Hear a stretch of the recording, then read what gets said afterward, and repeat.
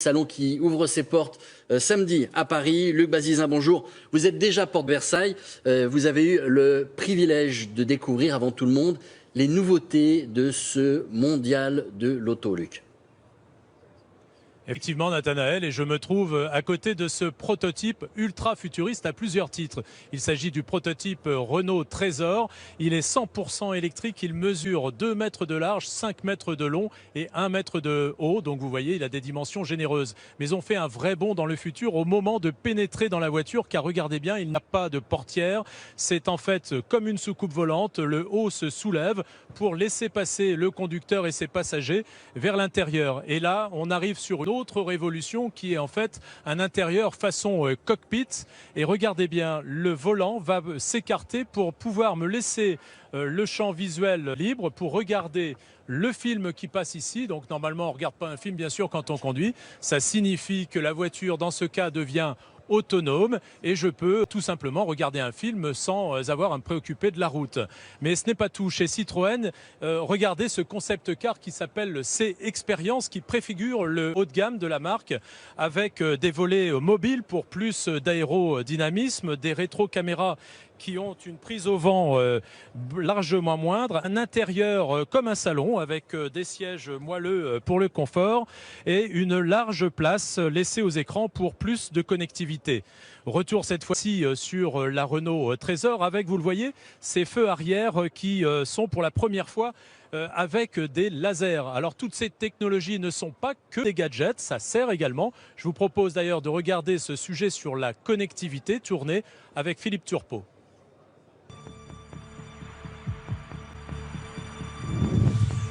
La conduite dans la ville du futur existe déjà. Comme un téléphone portable, la voiture est connectée et transporte avec elle de nombreuses informations utiles à tous les conducteurs. Elle se transforme alors en relais. Tous les véhicules communiquent entre eux. Chacun devient l'informateur de l'autre. Des capteurs placés sur les voitures observent le comportement sur la route. Par exemple, le premier véhicule de cette file sur autoroute freine d'urgence. Le système le détecte tout seul et transmet l'information jusqu'à la voiture placée à l'arrière d'un camion. Le conducteur a donc le temps d'anticiper et de prévoir la bonne distance de sécurité. La voiture l'informe au bon endroit et au bon moment. Le conducteur doit simplement se concentrer sur sa conduite et ces informations qui lui arrivent naturellement des autres véhicules ou des infrastructures routières sont des compléments, des aides à la conduite qui l'aident à être en meilleure sécurité pour lui et pour les autres. Et les applications de la voiture connectée sont multiples. Une expérimentation avec ces modèles réduits transforme le véhicule en renifleur de places de parking disponibles. Un système coopératif qui informe la communauté. Moi, je me rends à mon travail, je ne cherche pas de place de stationnement. Par contre, là, mon véhicule, lui, en permanence, scannera les places disponibles et sera capable de les identifier et de donner l'information. Le temps d'attente au feu rouge sera bientôt indiqué à bord du véhicule. Un moyen de ne plus patienter et d'adapter sa conduite. Tout ce que la voiture fait peut être utile à l'ensemble des automobilistes. J'ai un détecteur de pluie qui va déclencher automatiquement mes essuie-glaces et qui pourra renvoyer en temps réel une information sur le fait que cette portion de route peut être glissante. Si la pluie s'intensifie, le balayage des essuie-glaces va s'accélérer et la voiture pourra signaler une forte pluie par exemple.